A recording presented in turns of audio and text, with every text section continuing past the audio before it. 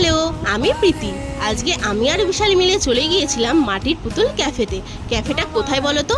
কৃষ্ণনগর জুডিওর সামনেই মাটির পুতুল ক্যাফে। তো এই ক্যাফেতে কে কে গেছো অবশ্যই কমেন্ট করে জানিও।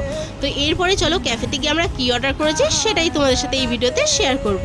বিশাল একটা কম্বো অর্ডার করে দিয়েছিল, যে কম্বোটার দাম নিয়েছিল 180 টাকা। এই কম্বোতে ছিল mixed fried rice, chilli chicken আর ফ্রেঞ্চ ফ্রাই। আর আমি অর্ডার করে দিয়েছিলাম এগ চিকেন টিক্কা রোল, যেই রোলটার দাম নিয়েছিল 95 টাকা। তো চলো এবার খেয়ে খাবারগুলোর রিভিউ দেওয়া যাক। প্রথমেই তো খেয়ে নিয়েছিলাম মিক্সড ফ্রাইড রাইস আর চিলি চিকেন। আমার খেতে বেশ ভালোই লেগেছে, কিন্তু দাম অনুযায়ী কোয়ান্টিটি খুবই কম ছিল।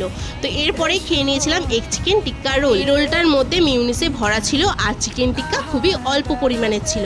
এরপর বিশালকেও আমি একটু ভালোবেসে খাইয়ে দিয়েছিলাম। আর সবার শেষে আমরা অর্ডার করে দিয়েছিলাম মজিটোটা খেতে একদমই ভালো লাগেনি। তোমরা কে কে মাটির পুতুল ক্যাফেতে খাবার খেয়েছো আর খাবারগুলো কেমন লেগেছে অবশ্যই কমেন্ট করে জানিও। তো আজকের মতন বাই।